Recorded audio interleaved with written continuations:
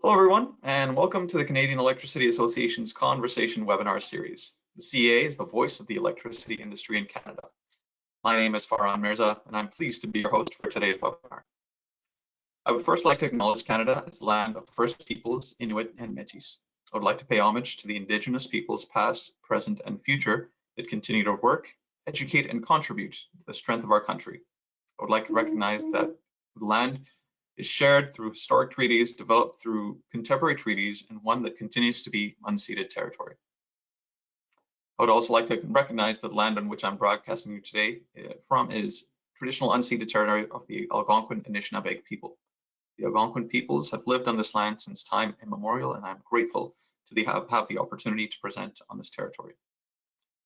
The conversation series features presentations from CEA's corporate partners, and the series will highlight a variety of Canadian and international solutions to current and future challenges faced by the industry.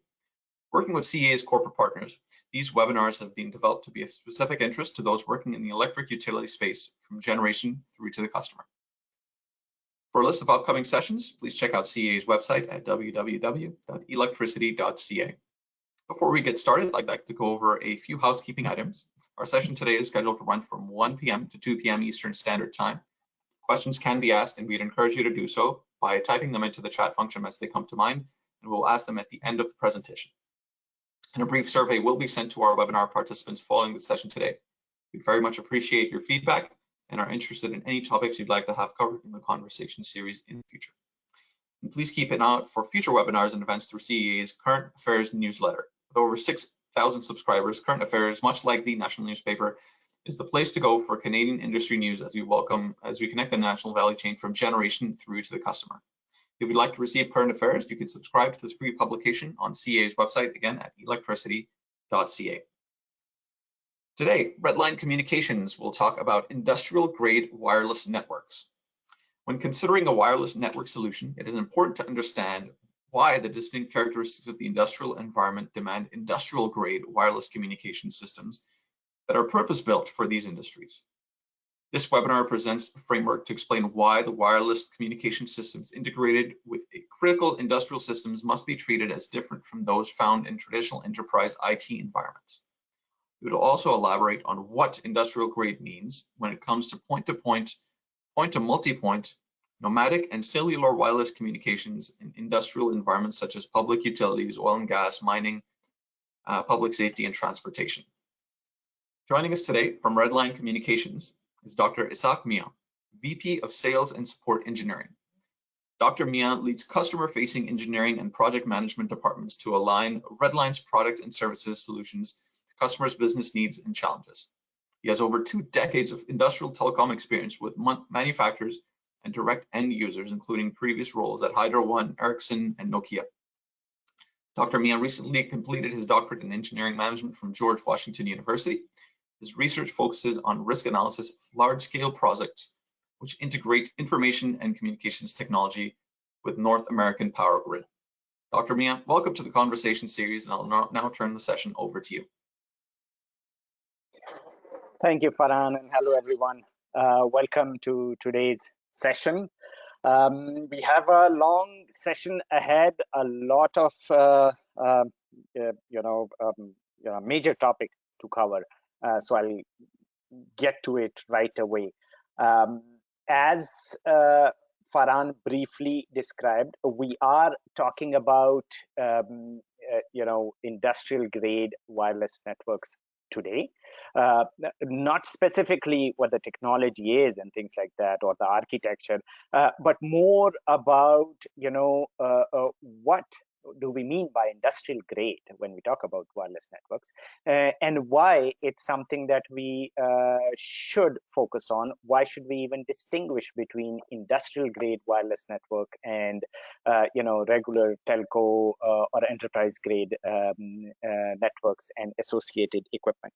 That's I'll begin with answering the why first, to establish the context and to make sure that we understand and address this question question. In my 15 years at Hydro One, that question would pop up almost every single project, specifically from the non-OT stakeholders within the organization, as to when building a substation land, why can't we just go ahead and deploy a regular Ethernet switch? Why do we have to go with a utility grade, industrial grade hardened Ethernet box? Answering that question, what we've done here at Redline is we've developed a framework that helps us distinguish the reasons and to understand why it's important to and how to communicate that distinction to the non-OT stakeholders within our organization, within our customers' organization. So I'll talk about that framework, and then following that, we'll at a high level try even to review some of the key factors, the criteria that we think make the communication products in the market industrial grade or enterprise grade, depending on whether the criteria is fulfilled or not. So before that, I know it's not a marketing presentation, so I'll try to be, just quickly tell you who Redline is. We are a Canadian manufacturer of industrial grade private wireless networks, including LTE. We are developing our 5G technology, which we call i5G, the industrial grade 5G technology for mission critical infrastructure industries. Right now, we recently received, a major SIP grant from the government. So we've been identified as a strategic company by the government of Canada, considering the role that we're expected to play in the Canadian economy and specifically supporting the mission critical infrastructure industries within this country. So we are a global company, though. We have employees in about 14 countries across the globe, projects in 70 countries. Currently, we have close to 1 million devices deployed across the globe, whether it's a mine in the north, in the tundra, or somewhere in Alaska, or a desert in Middle East, anywhere on the planet. Harsh environment, I bet that you'll find some of Redline's gear there. We focus on wireless technology, specifically fixed as well as mobility. As you can see on the right side, of your screen, our equipment, we target industrial grade, sort of military grade segment of that market, as opposed to enterprise and carrier grade. And our targeted markets are, as you can guess by now, is government, it's the critical industrial sectors, like electric utilities, water utilities, the energy sector, oil and gas, mining, government, public safety. These are the sectors we target. Our goal, to enable Industry 4.0, the fourth industrial revolution or digital transformation, whatever term you use, that's the goal, to enable it via wireless technology. Because we believe that even though the first thing that pops into someone's mind when they hear the term digital transformation or Industry 4.0 is artificial intelligence or machine learning or big data, none of that is possible without connectivity, and specifically wireless connectivity. Our goal is to transform critical infrastructure, not just here in North America, but across the globe, and to enable that transformation via wireless technology across the globe in critical industries. So let's talk about why industrial grade, and to understand that, we first need to understand why even wireless networks, to establish the right context. as I mentioned, right now, we are at the cusp of that fourth industrial revolution, Industry 4.0, a term that was coined by German engineers back in 2011. For the project of renewing the German manufacturing system by integrating industrial systems with modern ICT, information and communication technologies. It's all about enabling or using AI and ML algorithms by collecting big data and applying those algorithms to that big data to make real-time decisions in the industrial sector. And of course, that can only be enabled via connectivity. And when it comes to connectivity, industrial environment, as dynamic as they are, wireless connectivity is the way to go. Simply because it's way cost efficient. And now with modern technology, we can achieve the same level of reliability and fulfill the latency requirements as wireline technology. So hence, in other words, for industrial system to transform, you need connectivity to generate that big data from all the sensors all across your industrial infrastructure, and then use AI ML algorithms to analyze that data and make decisions in real time. Decisions that impact the safety and reliability of the industrial infrastructure and the workforce that supports that infrastructure.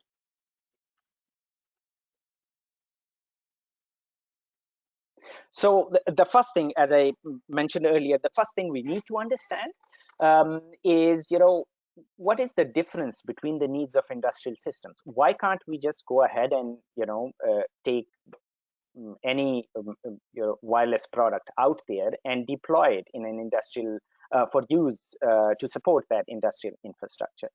What's the difference? And it is important to distinguish between the two, and it is even more important to structure that message of the difference between the two for specifically the non-OT stakeholders within our organizations. And for that, we've developed a framework here at Redline, which we call the industrial triangle of distinction. It's nothing new. I believe most of us know, or most of the audience, I would expect, is they already know and understand these differences, maybe even better than we do here. But it's more how you structure that message to help the stakeholders within organization in understanding that difference, the non-technology folks or the non-OT folks.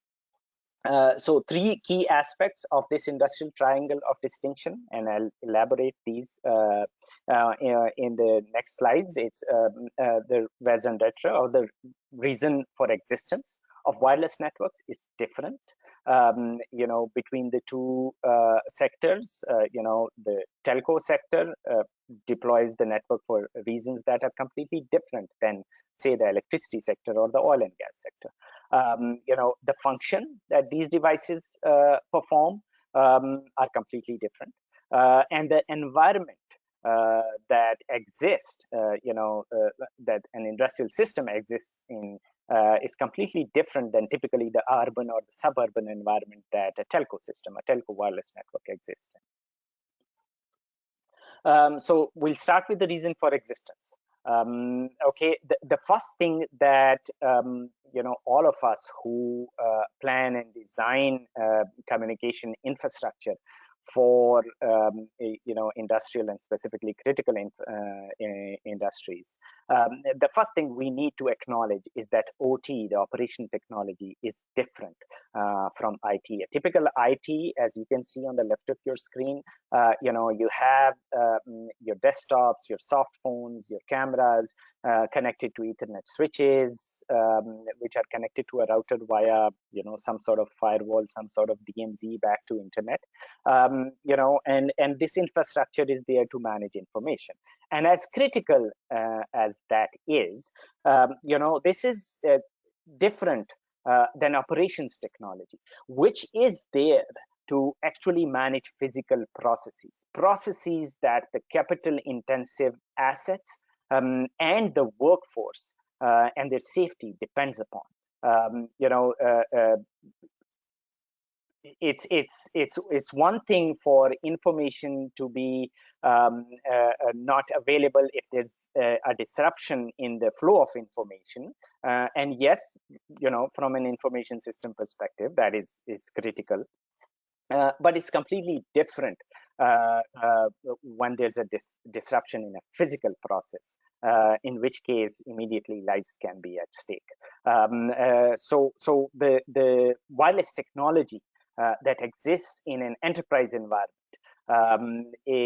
performs it exists for a different reason. It exists to process that information, to support the flow of information and the analysis of that information.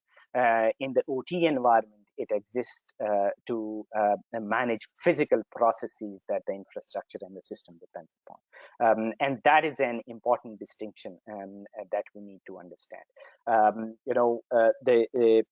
Why it's important? Because at the end of the day, when we are developing and planning these communication networks for these infrastructures, say in an electric utility environment, you have to keep in mind most of the times these are funded via the OT side of the house, and the reliability and the safety needs of that infrastructure and the workforce that supports that infrastructure usually take preference over the needs on the IT side. So when we design, when we are planning the network, looking at things like QoS and security needs, we need to prioritize the OT needs over IT needs in most cases.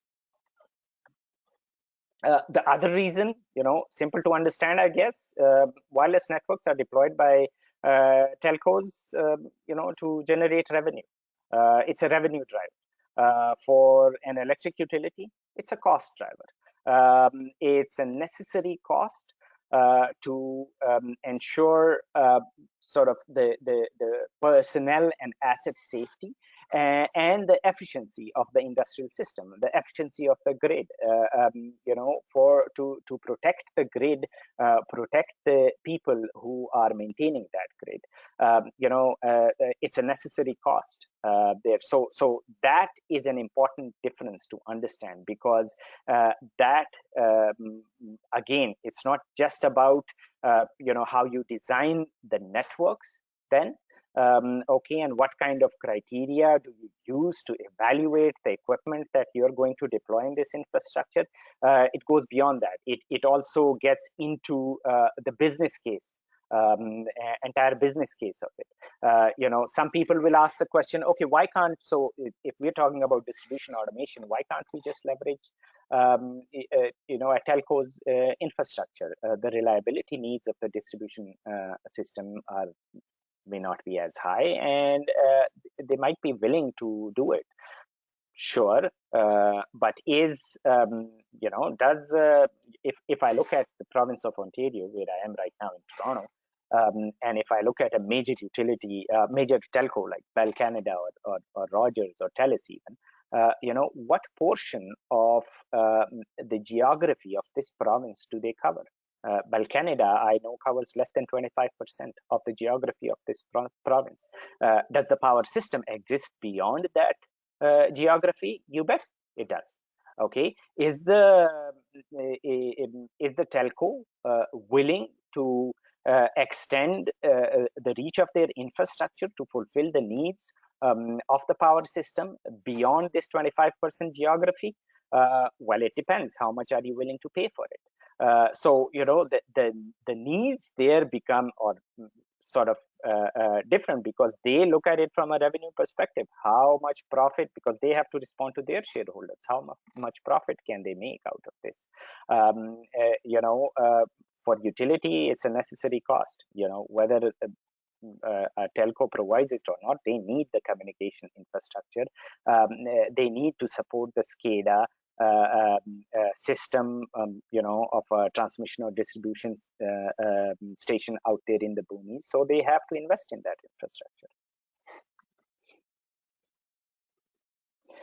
So, with those needs, the reason of existence, that we must distinguish between the two, the other aspect is the function. The function that wireless networks perform in these environments is completely different. At a very high level, enterprise network, you have to provide broadband connectivity. The network has to provide broadband connectivity, emails, things like these, or access even to business critical systems, like SAP and things like that. On the industrial network side, okay, you need to fulfill the needs of both IT and OT. So yes, the project may be funded by OT, but realistically speaking, it doesn't make sense for a utility to then go ahead and build a separate network for IT. To optimize that cost, remember it's a cost driver. To optimize the cost, to make sure that the infrastructure build remains cost effective. In most of the times, today specifically, you'd have to look at the IT needs as well. And you have to make sure that on the one hand, the wireless network fulfills the, say, ultra reliability and the latency needs of the power system. But on the other hand, it also fulfills the bandwidth needs of the IT system, or the mobility needs. On the power system sides, most assets may be fixed. On the IT side, the business IT side, that may not be the case. In most utilities, that's not the case today. So with the fixed networks networking function, and now you need to fulfill the mobility needs as well. So the function of an enterprise network versus an industrial network are different. Industrial network needs to address the needs of both IT and OT. It's a bit more elaboration of the same thing in electric utilities. There's the power system side, as I mentioned, and then there's the business side. One's mission critical, the term now used is business critical. On the one side, the wireless networks need to fulfill sort of the needs of teleprotection, SCADA, mission critical voice and video. That's what the telecom system that you put in place needs to support. On the IT side, it's primarily at a high level workforce productivity and fleet management and things like that. It's the business systems that need to be supported. That again, on the IT side, the function is primarily focused on sort of the business system. On the OT side, is the protection control, the operational voice, as well as the IT needs.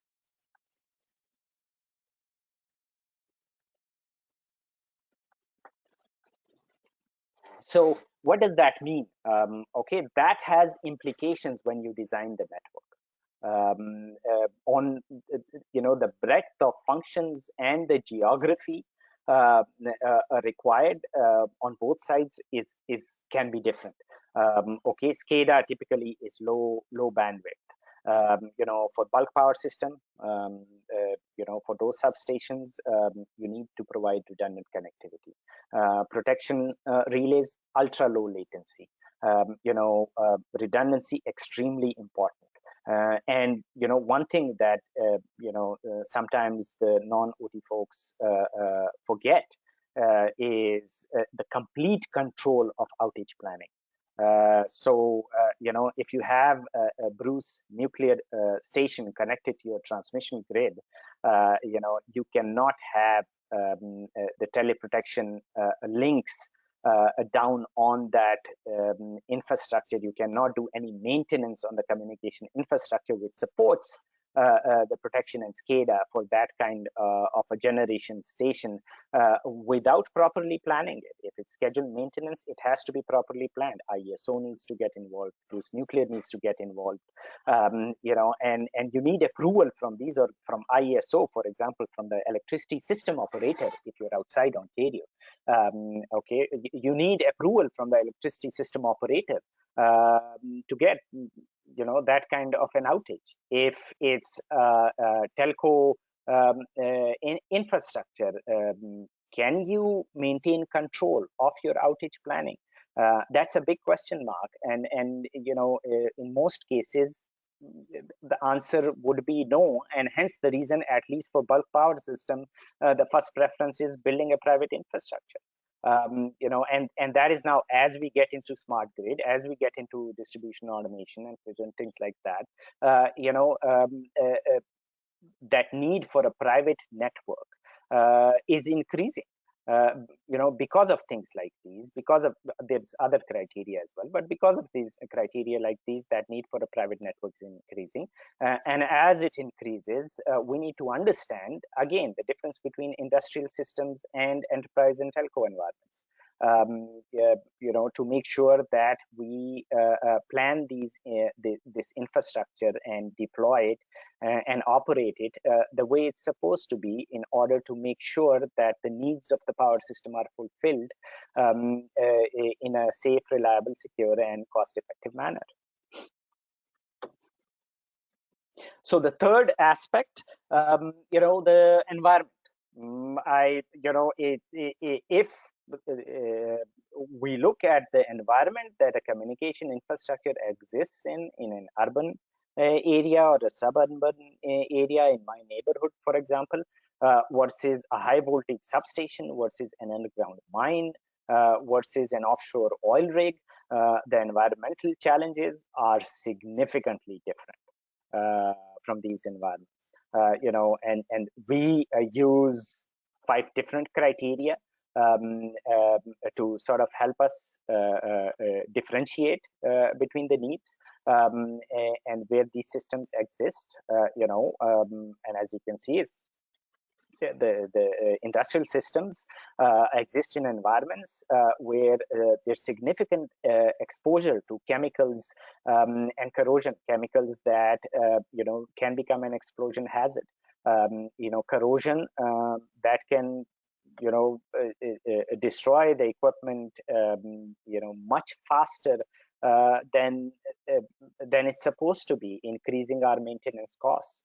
RF propagation, these environments are typically hostile RF environments and dynamic high metal environments.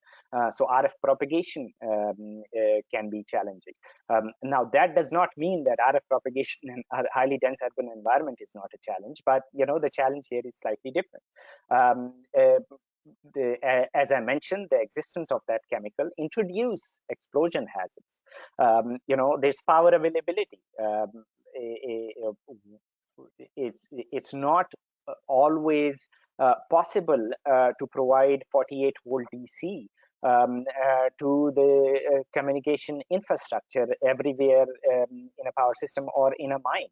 The voltage that you have, voltage levels, the system that you have in sort of relay building, for example, maybe 250 volts DC, 125 volts DC. In mining, you may have a 24 volt DC system.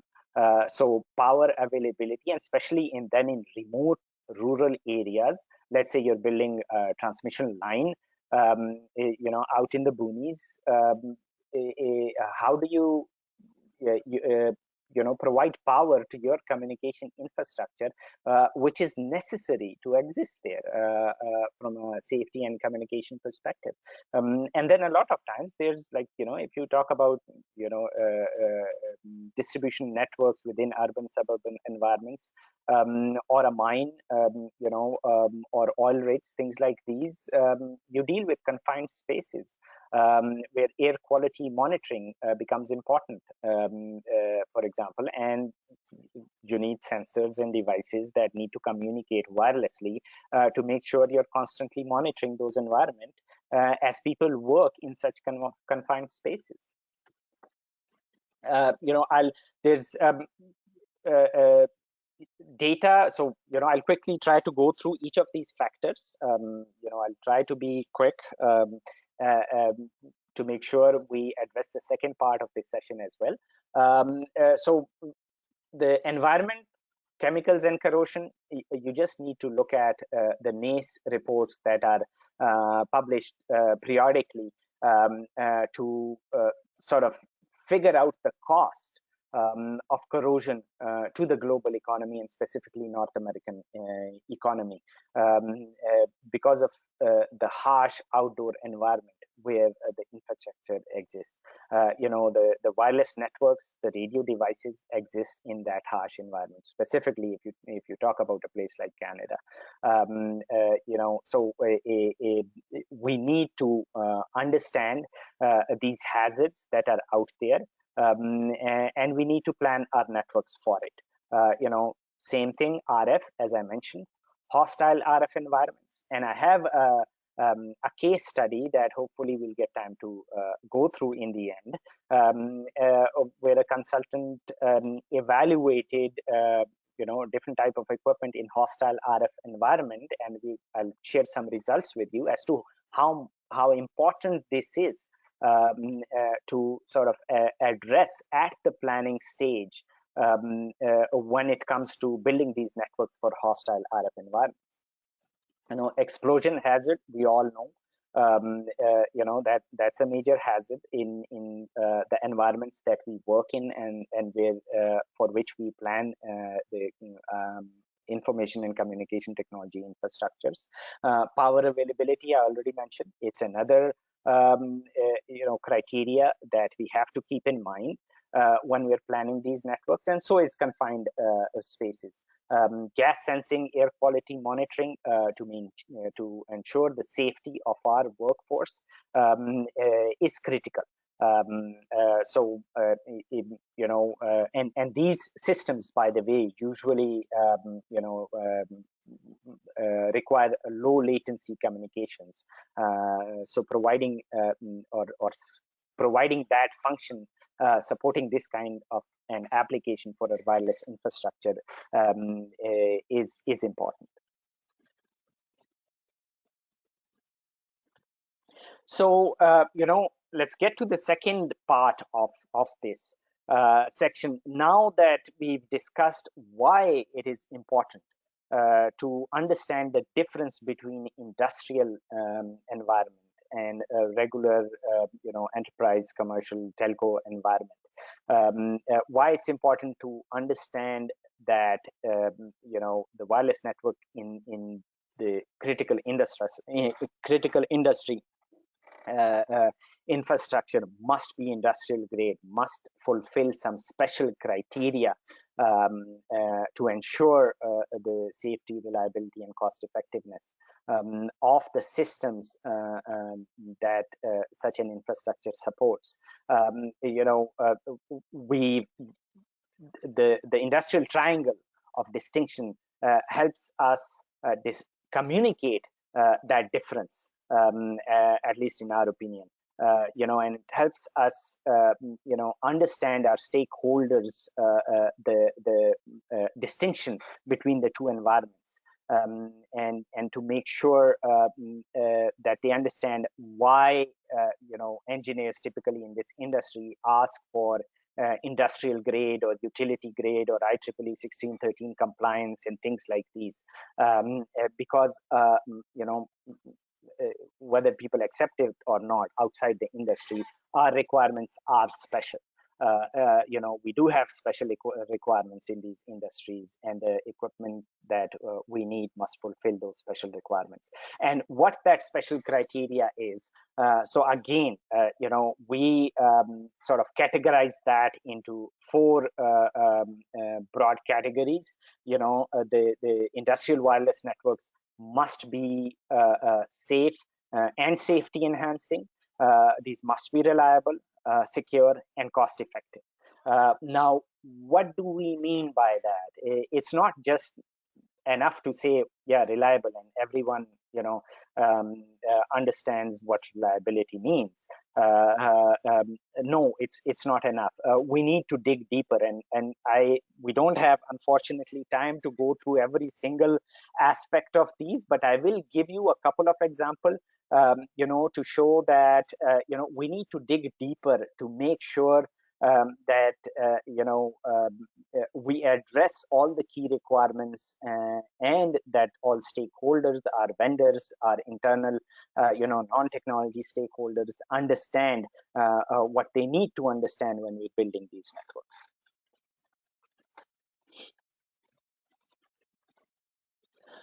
So using the sort of the industrial triangle of distinction, okay, if we look at the safety needs of the industrial system, okay, we need to look at, okay, the reason why it is important to address the safety needs, and we need to understand, okay, how do we apply it to network planning, deployment, and operation. So the first thing is looking at that reason of existence of industrial wireless networks. We need to understand that safety is a system design characteristic. You would have heard the term security by design. In the IT world, you may have heard it. Security by design. For the utility industry and other energy sectors, that present really harsh environments to our workforce, and very dangerous environment to our workforce. Safety by design should be sort of a philosophy that we adopt right from the start. It must be a system design characteristic. Industrial grade means that enabling mission critical safety applications is important. Okay, and which means that we need to understand the requirements, the functional requirements of these applications. Usually, these applications are highly sensitive to delays. So, an air quality monitoring system in a underground mine, for example, or in a confined space, is sensitive to delays introduced by the communication system. We need to ensure that if there's a problem with air quality, that an alarm is triggered in real time as soon as possible. So people can react as soon as possible. If there's a fire hazard, if there's smoke, that the communication across that entire, sometimes remember, a station can span kilometers. So if there's need to evacuate, let's say, a nuclear power plant, that communication gets to the end users as quickly as possible, so people can evacuate as quickly as possible. So latency becomes critical from that perspective. Again, environment, we've already talked about it. These are hazardous environments. If so, just one thing I forgot to mention: the presentation is based on a series of white papers that Redline did. And you can read some detailed case studies in that white paper, and there are references to other industrial research. One of which, for example, is by a professor done more than 100 years ago. That how the wheat dust in a flour mill, how it can become an explosion hazard. And any device that you deploy, any equipment that you deploy in that environment must be inherently safe. Okay, so that in intrinsic safety, that certified device, C1D2 certified device, for example, it is important when we deploy these networks in this kind of an environment from a safety perspective. The last thing we would want is for a wireless radio to become an explosion hazard in such kind of an environment. So reliability, again, it's another very important criteria, and I'll go into sort of a bit more detail on this one, used as an example to communicate how important it is to dig deeper into these things. And it's not just enough to look at a data sheet and look at the MTBF number, the mean time between failure of a radio that we buy, or any sort of equipment, an Ethernet switch or whatever we buy. It's not just enough to look at the MTBF number and say, yeah, it's 40 years, it's good enough for us. No, it's not. Why it's not, I'll explain that in a bit. But again, industrial triangle of distinction helps us understand the reason why reliability is important. From a function perspective, durability of the industrial grade wireless devices must be aligned with durability of the OT systems, not IT system. What that means is, OT systems, we typically expect these systems to exist for 15, 20 years minimum. So it's best that the wireless technology we choose will, at least the devices, will support the OT systems for that amount of period, that you don't have to replace and retrofit the wireless equipment, just like you would any IT system. In the IT world, I change my laptop every 3 to 5 years. That's not what you can do when you're deploying, a communication infrastructure in a substation. It'll just be a constant project, a never-ending project, because by the time you're finished with replacing that network at the last transformer station, you have to begin to go back to the first transformer station and keep doing it all over again. That durability alignment is key. Similarly, the industrial grade wireless networks withstand the environmental impact on reliability, and that's key to understand how the environment impacts reliability. And that's where we are going to dig deeper. So the first thing I'm going to do is, just give you a quick recap on sort of the bathtub curve of failure. That's the typical failure curve that you'd get for any type of equipment out there, specifically hardware equipment. And reliability, as you can see, and don't be scared with the equation, simple equation. It's just exponential to the power minus lambda t, where lambda is the failure rate, t is the time or age of the equipment, and m in this case is the mean time between failure. So as you can imagine from this, the curve, what it shows is that in the beginning, your failure rate will be high. Typically, it's called the infant mortality rate at system birth. That's typically high. It's common, within the first 3 to 6 months, any type of electronics that you would have, the chances of seeing a failure in that initial period are much higher than later on. The system will then stabilize, and failure rate remains flat. Everything being ideal, it will sort of match that of the MTBF. And then towards the end of life, failure rate, of course, increases. I think this is pretty common sense, not that difficult to understand. The problem comes is we forget that MTBF calculation that the manufacturer does is based on assumption of ideal conditions.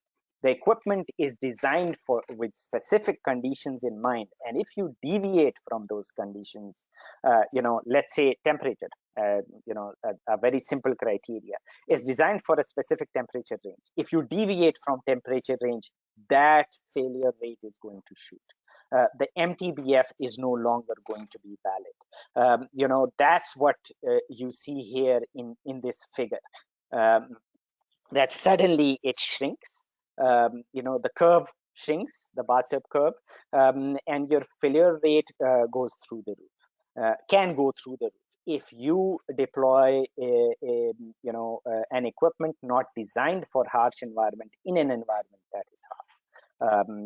That initial assumption that the manufacturer has used for ideal conditions is invalidated.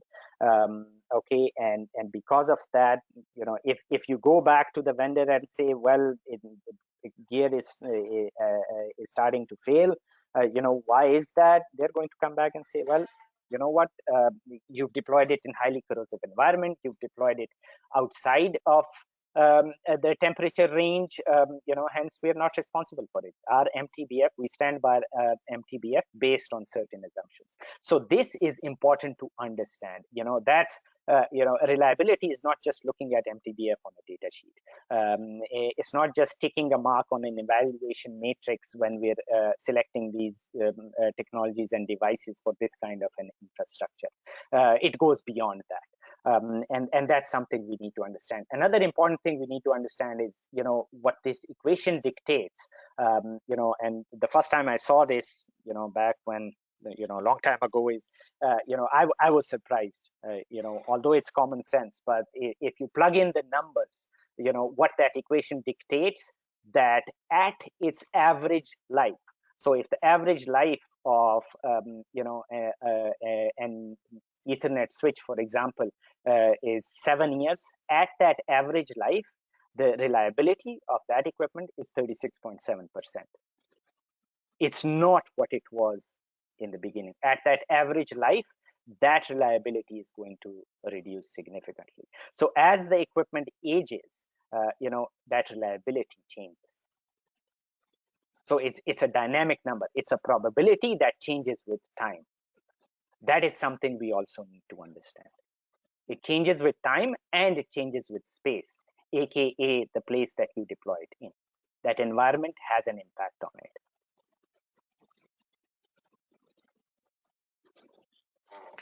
Similarly, security. Okay, there's difference in priorities between IT, OT.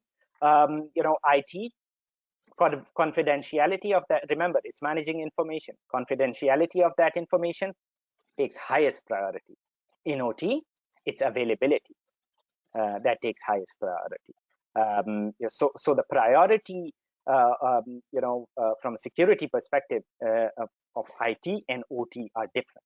And when we design this infrastructure, again, it's not just safety by design, it's also security by design.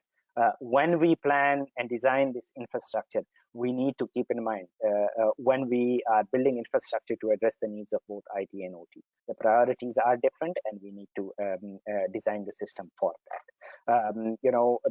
Goes beyond that, of course, physical tampering protection, sort of the common vulnerability and exposure, database alignment, making sure the vendor, keeps track of it and addresses the CVEs,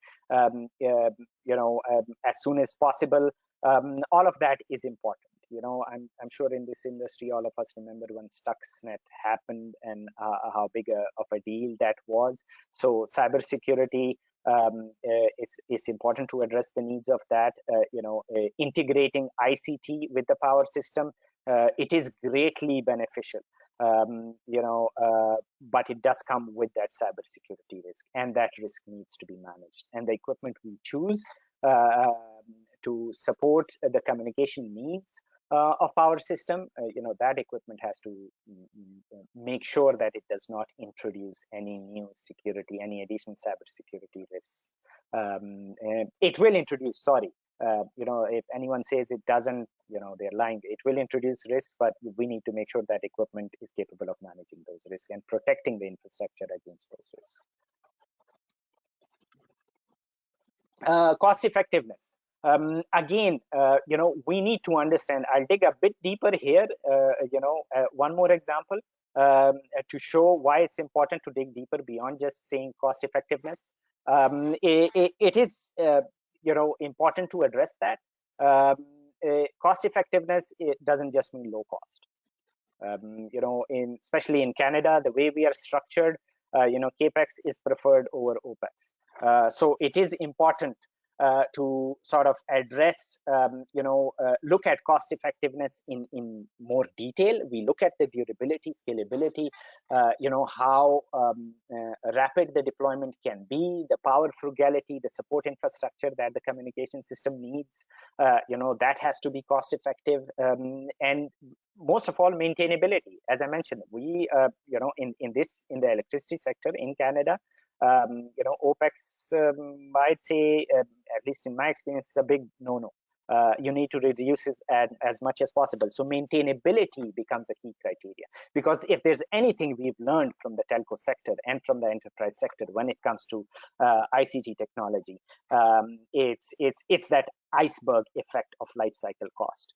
Now, those industries, remember, the way they are structured, they want to minimize their capex, and because it's the infrastructure is driven by revenue, and they have constant revenue coming in, they don't mind an OPEX based model, an operational expenditure based model.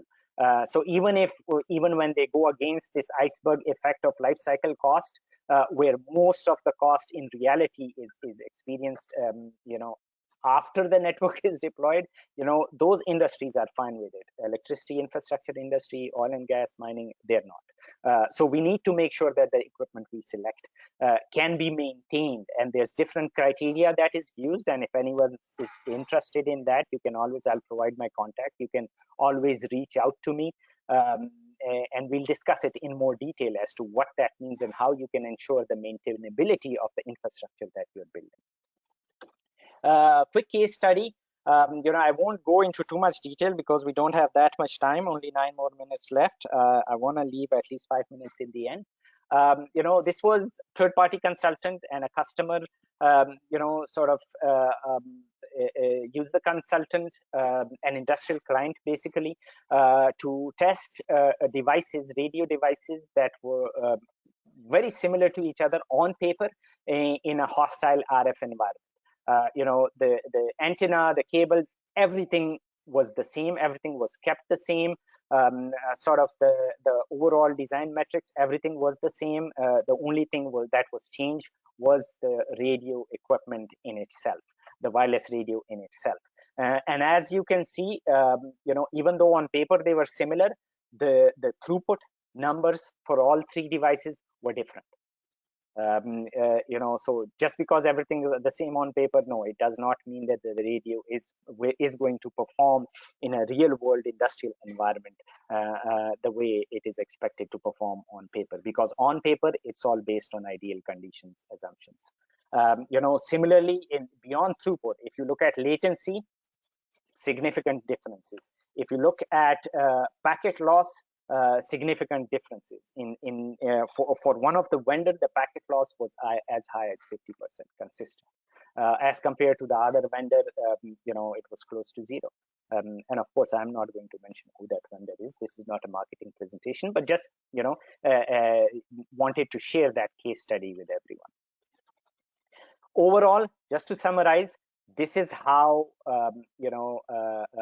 we at Redline define what is meant by industrial grade. It's wireless networks that are supposed to be safe and safety enhancing, that are reliable, secure, and cost effective. And these are not just words. We go deeper into it. We look at things like intrinsic safety as a culture, the environmental impact on these devices and how it changes the MTBF, and all these factors, and I know I can talk about this all day long, so if you have any questions, I think time to get to that, and I know I didn't leave you enough time, so apologize for that, but if we run out of time, do not hesitate to contact me. Over to you, Farhan. Perfect. Thank you very much, Dr. Mian. That was a fascinating presentation. A lot of content to cover, but you did a great job with that. And certainly, yes, if there are questions and we can't get to them, we will definitely make sure they are answered. To start off, since we do have a little bit of time left, I can kick things off with a couple of questions. And just a reminder to the audience, if you do have questions, please enter them now into the chat function.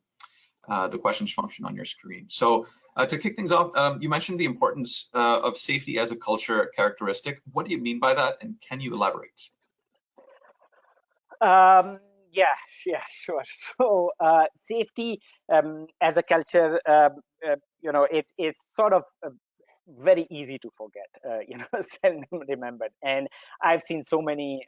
So as you mentioned in the beginning, my key, one of the key areas of my research is, risk management in projects when it comes to smart grid projects. And I've seen a lot of project managers struggle with that one when they are at the end of the day accountable for any sort of safety incidents on the project, specifically when it comes to vendors and things like these. So it's when we those of us and I've spent, I know in Hydro One, 10 of the 15 years, even more, was in the office environment, although visits to substations were common. But those of us who are in the office environment, may forget how important it is for the partners that we select, for them to understand how important safety is to this industry. That's what I mean by safety as a culture.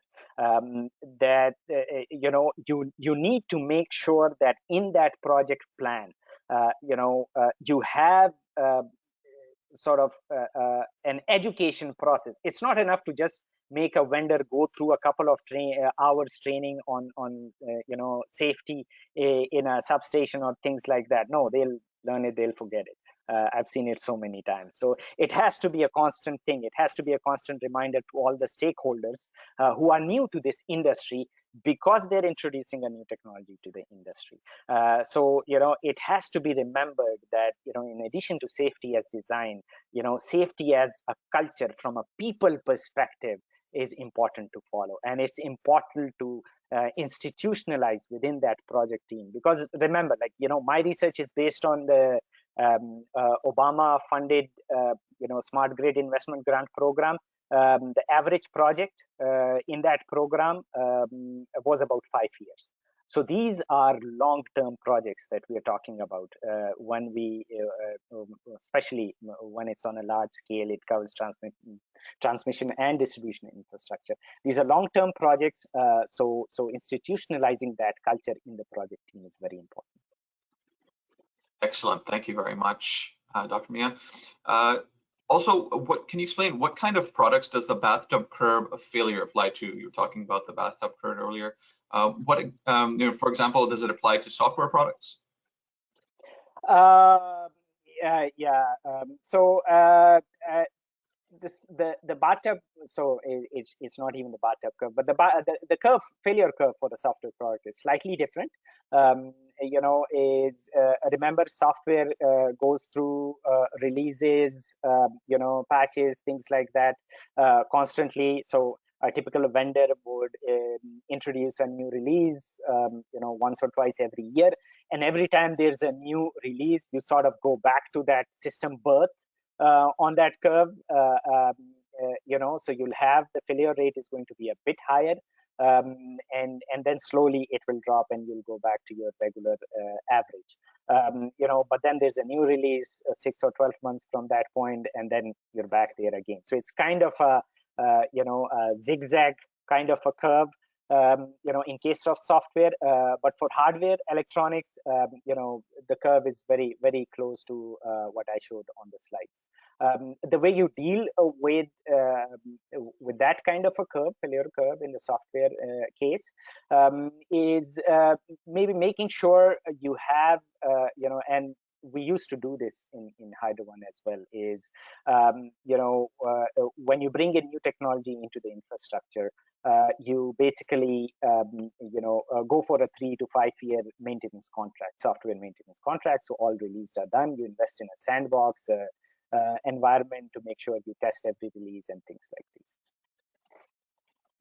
Excellent. That was great. So we are now just out of time. So we will conclude the presentation there. Thank you for answering those questions and for the wonderful presentation Before we end our session today, I'd like to remind our audience of our upcoming webinars.